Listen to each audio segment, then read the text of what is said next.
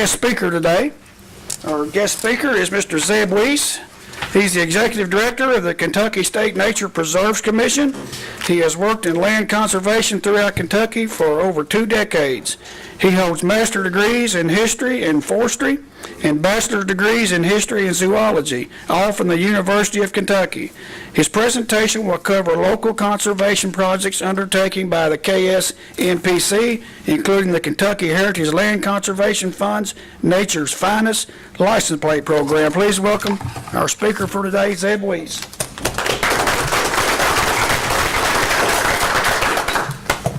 Thanks very much. I got 15 minutes, which usually is enough time for me to introduce myself, so I'm going to try to knock through these pretty quick. I'm pretty long-winded. I'm going to talk a little bit about the natural areas programs that we have in Kentucky, specifically in the Energy and Environment Cabinet. I am the Executive Director of the Nature Preserves Commission, which is the owl picture in the middle. Until 6 months ago, I was the program coordinator for the Heritage Land Conservation Fund, which is the warbler picture, and I worked pretty regularly with the Wild Rivers program, which is the other picture. Well, since I've taken on the Executive Director role, we've merged all these programs into one. They used to be in separate cabinets or separate departments within our cabinet. We're trying to consolidate them a little bit because there is quite a bit of overlap. Mainly today I'm going to talk about the Heritage Land Fund because that's what really directly relates to fiscal courts in Kentucky and specifically in our areas where I'm going to talk about. So again, all three of them have quite a bit of overlap. They're all about the management and acquisition of natural areas in Kentucky.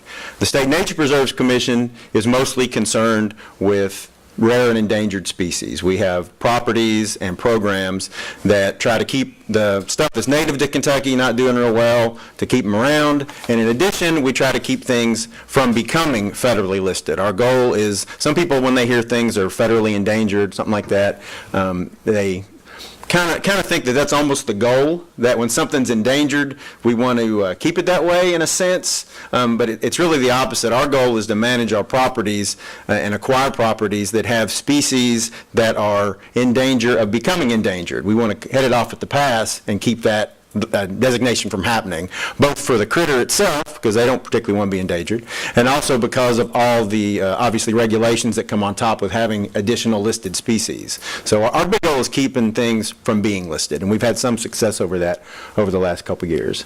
The Heritage Land Fund is a program with the state that assists agencies both at the state level and at the local level, county, fiscal courts, city councils, conservation districts, to acquire property. And sometimes those properties are also rare and endangered species habitat, but they don't have to be. It's a lot of it's about green space, about recreational access for hiking, things like that. And I've worked with some of the counties here in this ad district, which we're going to talk a little bit about here in just a second.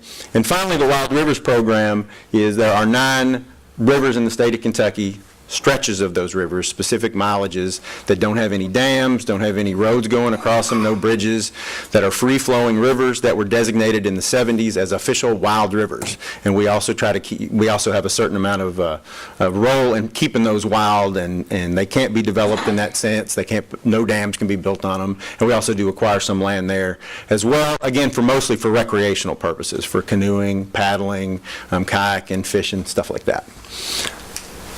Give you an idea of the kind of what we try to accomplish in all of these programs is kind of similar. So this map was developed about 10 years ago, and this is in theory what Kentucky looked like when Daniel Boone arrived. This is based on pioneer records. It's based on some scientific work on pollen counts. They can tell how old trees were in certain areas, things like that. So this is our best guess of what Kentucky looked like when the pioneers got here.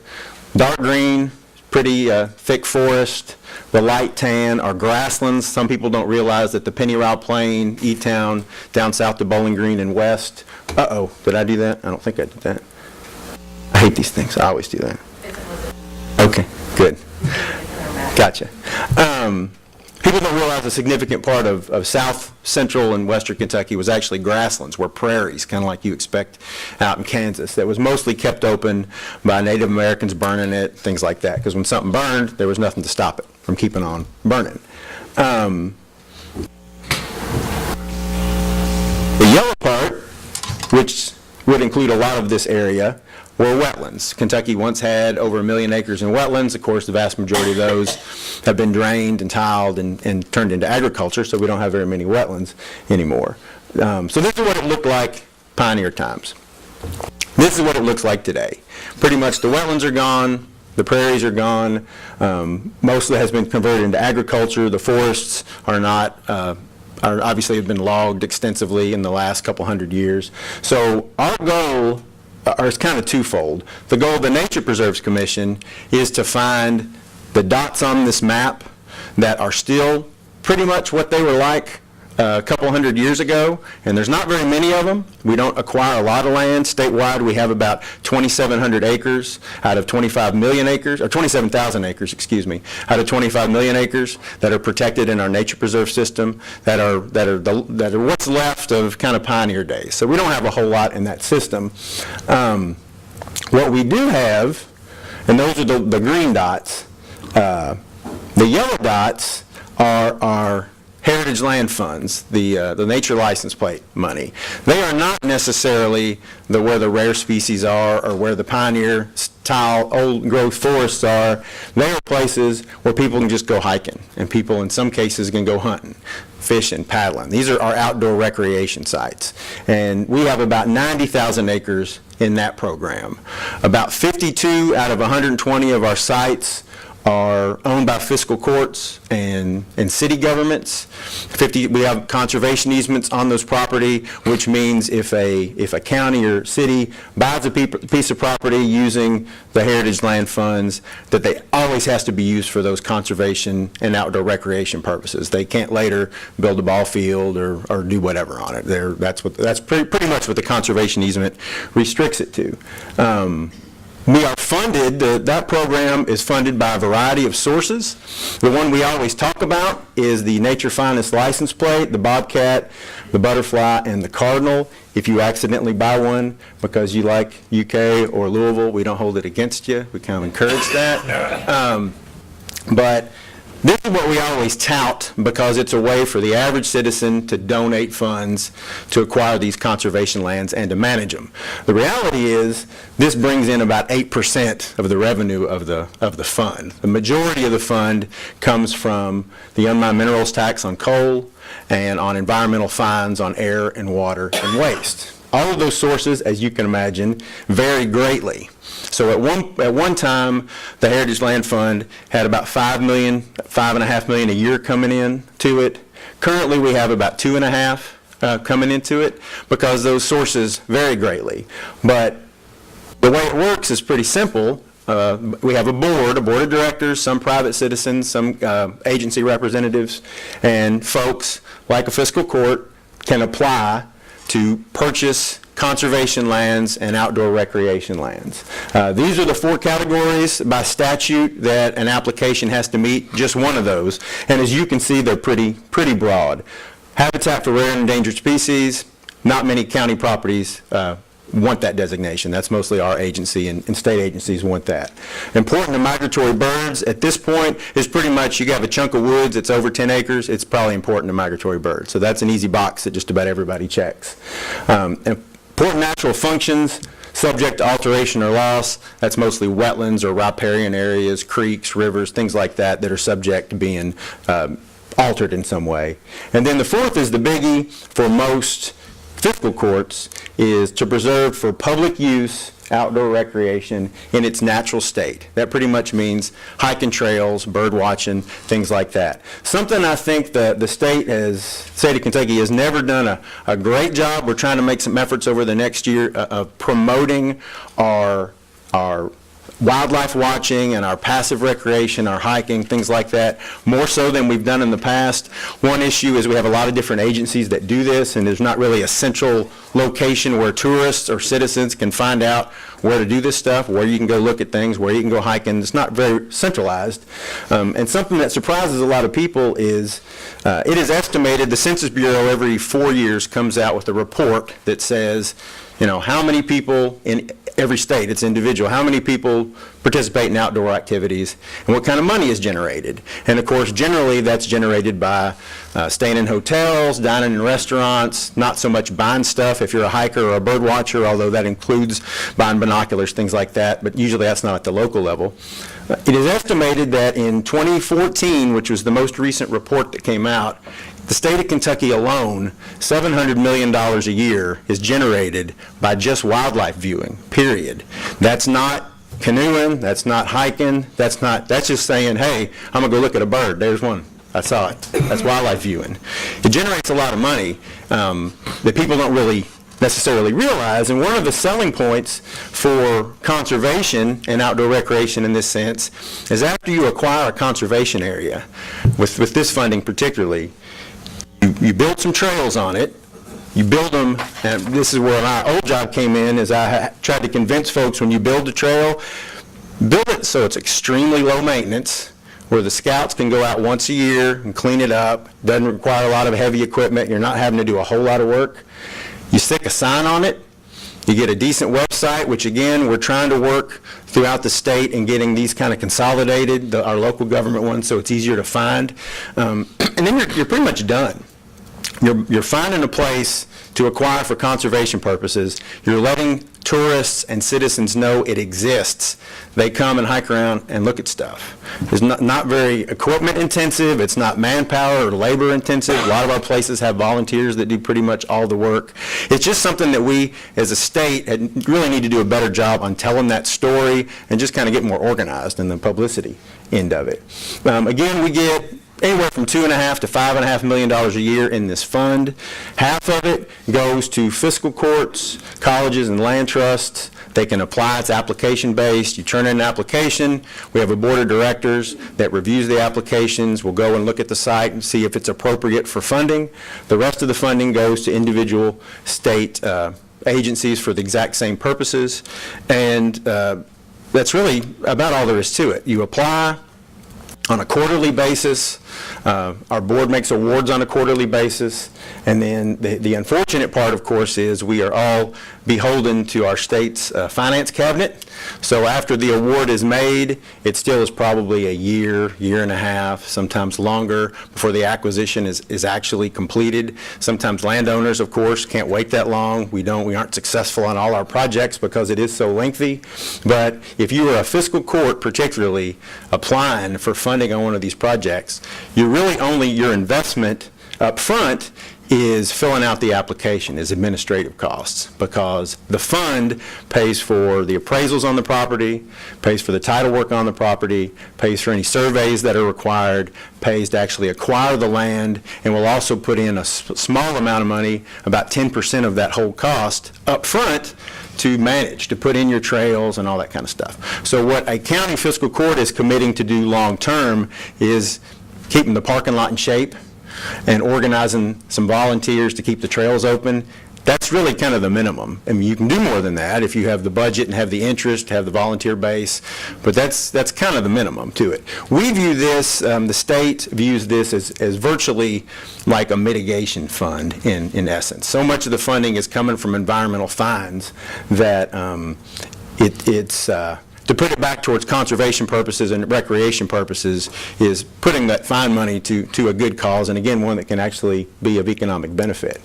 Again, this is all the stuff that the fund pays for up front. The big catch, of course, there's always a catch, is that if a property is purchased with HLCF funds, it is encumbered with a conservation easement. The state holds an easement on that property in perpetuity. Again, so if 20 years later, change in the fiscal court wants to use that property for another purpose, they have to go through the HLCF board, which would probably require them to return all the funds and maybe with interest. You can't just change the use of the property. So that's the catch, is the long-term conservation easement.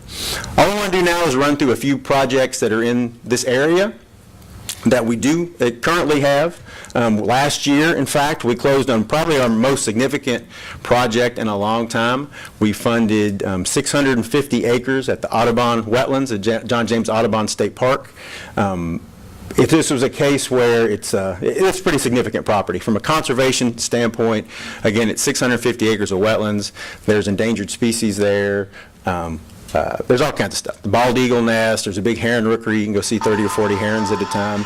It's pretty significant from an ecological standpoint. From a recreation standpoint, the local Friends group, Friends of Audubon, installed that boardwalk themselves, raised the money to put it up, which is about 750 feet. Currently, they have plans to build about 3 times that much amount of boardwalk. It is wheelchair accessible. You can get people out on it. Anybody can go out and hike. It's flat. You can see all these things I just mentioned, the birds, the eagles, all of it. Anybody can go out and do it. I was out there just last week with my kids, my 4-year-old running around out in the swamp, filming something for KET, for Kentucky Life, which is going to air here later this month or early next month. This was a great project, and this is one that was a state park project. So the State Parks Department applied for the license plate money to purchase this, but actually the local Friends group bought this property at auction first and held on to it for a couple of years before a nonprofit was able to buy it from them, and then in turn the state was able to buy it from the nonprofit. It was a very lengthy process, but one that is certainly worthwhile now that it's complete. And again, the management is not complete, it's still underway. One of our very first projects from about 20 years ago with this license plate is in Ohio County, Highview Hills. Pretty significant, several hundred acres overlooking the Green River for hiking, great views. It's one of the sites that, it's actually, I think about this site a lot when I think about promoting sites as over the next year, as I said, marketing is going to become more important. It's become more important to our agency and something we're going to try to get a hold of because more people need to know about this site. There's plenty of bird watchers, plenty of hikers that have no idea Highview Hills has been there for 20 years because we have not done a good job of letting people know that it's there. And it's a pretty cool place. If you like outdoors, it's really significant. There's a boat launch on the Green River there. You can access the river as well as hike. It's one of my favorite sites that not very many people are aware of, and it's not, Judge Johnson, what is it, 10 minutes off the Parkway, 15? About 10. It's not, it's very accessible, and so, more people driving down the Mount Parkway should, or driving down the WK Parkway should know it's there, and I think we're going to try, that's something we are definitely going to try to address.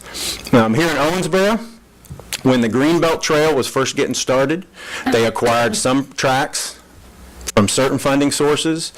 They used our funding to acquire about 7 tracks when it first got up and running, about 20 acres altogether. This is a non-typical project for us because most of the Greenbelt Trail, for those of y'all that have been on it here in Owensboro, it's urban, it's a paved trail for biking, that kind of thing. That's not a typical conservation project, but it's one that is more and more important just for getting people outside and getting people more exercise, getting them out in nature, getting them put down their screen for 10 minutes a day was probably a big improvement for most people. That's something that we are trying to do more and more. Buying property in Owensboro, of course, is a lot more expensive than buying property in rural Ohio County because we have to pay, or we can pay up to appraised value. So in a lot of cases, projects like this now, we work with partners to leverage other grants. We work with ad districts in other areas to identify federal grants, other funding sources to make projects like this happen. And we have a couple of these green belts throughout the state that we're involved with. Peabody is another example of one that's a little non-typical. It's about 30,000 acres altogether that the Heritage Land Fund was involved with early on in several counties, of course. They're up to 60,000 acres total, but we're only involved with the first 30,000 of it. The reason to mention Peabody, most of y'all probably are not interested in buying a conservation area that might be bigger than your county. But the thing to point out here is that if a site is big enough, has enough acreage, we work with the county and we work with State Fish and Wildlife to allow hunting on all our sites. That's something a lot of people, when they see nature preserves, when they see, talk about some of the outdoor recreation that we typically allow, is you don't think of hunting. It's not very hunting friendly on a property that might be 50 acres, no, you're probably not going to hunt on it. But some of our sites that are bigger, 400, 500, 600, 700 acres, we have quota hunts pretty regularly, we have youth hunts. So that's something I always like to stress to folks is that we are not entirely bunny huggers. and nothing but getting out there and counting the flowers, although that's a big part of what we do. It certainly is. It's not all of what we do. We're actually fairly broad in the kind of what we consider outdoor recreation and what's appropriate on our sites. Big Rivers is our biggest one that's pretty recent. It's another Fish and Wildlife and State Forestry project. It's about 8,000 acres total on the line of Crittenden and Union County.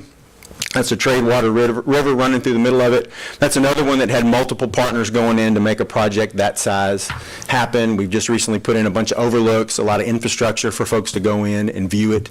That's an important, again, important thing is the hunting aspect as well as the hiking and the wildlife watching aspect. A lot of, reports come out every year. In my line of work, you read it every year, that the number of hunters and folks that do that is going down every year slowly, and the number of hikers and bird watchers is going up every year slowly. But it's going to be a long time before there's not a market for hunting, and there's not a market for a broad range of outdoor uses. And if that does happen and hunting is no longer quite the draw or quite the interest that it is now, then again, there's a good chance that these sites will be able to pick that up with other forms of outdoor recreation, which are becoming more popular.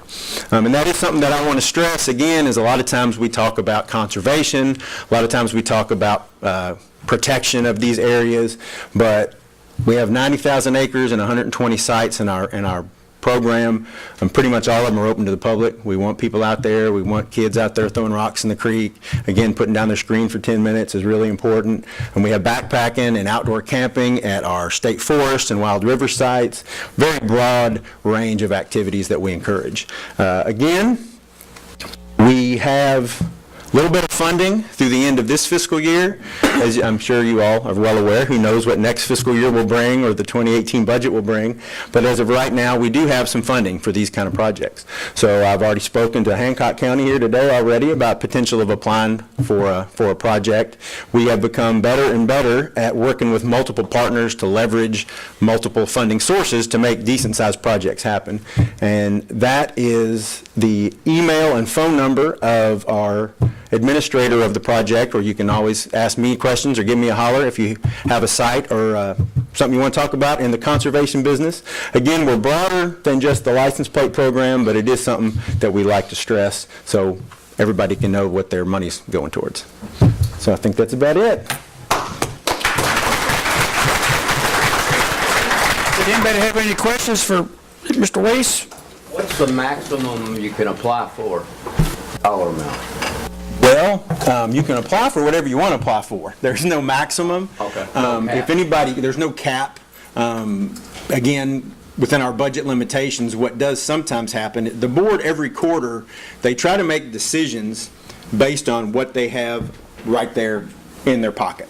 So if you apply for more money than they have and they really like the project, they may award not the full amount. They may award a portion of what you asked for and say, come back next meeting for the rest if we have it, that kind of a thing.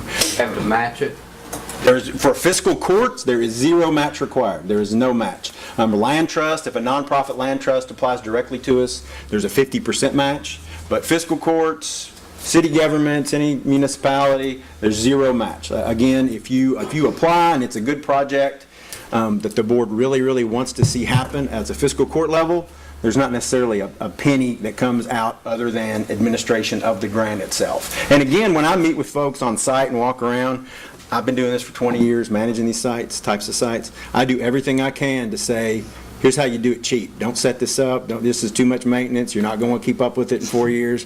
We do everything we can to make these projects work and not be a long-term maintenance or management burden on anybody. Final question, where was the Peabody? Where's It's several counties. It's a little bit's in Ohio, a lot of it's in Hopkins. It's in several counties because it's 60,000 acres, Muhlenberg, a lot of it. It's not contiguous. It's Lake in Malone big in chunks. Lake Malone is not part of Peabody. It's pretty close, but it's state park, not WMA. But it's much older than Peabody. Peabody was first acquired in the I guess mid-90s from Peabody. This beautiful sites in our own district too that you showed. How do you guys promote it? I wonder how many of this group has been visited. I've not seen that many signs off. You were exactly right. As I said, don't blame me, I just got here. But what we are going to try to do over the next year is work more closely with our state tourism cabinet and figure out a way to kind of brand and market all of these, particularly the locally owned ones. But not only that, even the state agency ones, there's not a lot of coordination. So if you come to Owensboro, for instance, on a trip, and you like hiking or you like bird watching, there's not one place where you can go, even on our state tourism cabinet, where you can say, where are the hiking spots? How do I get there? What are they? That doesn't exist. And that's something that is going to take a lot of work, but again, I'm sure there's some probably IT nerd that can knock it out in 10 minutes. If we contract the right person and talk to the right people, it's probably not that big a deal. We could do it for you. It's probably not that big a deal to do, but it's something that requires more organization than has happened in the past. But I agree with you. That's always kind of my pet peeve, is when I go to counties and talk to folks and they don't even know that there's been a site in their own county for 10 or 15 years, much less what's in the neighboring county or across the state, even if they have an active interest in that recreation. Common, actually. Any other questions? Here's your gift for the day for Awesome. being our speaker. And, Thanks very much.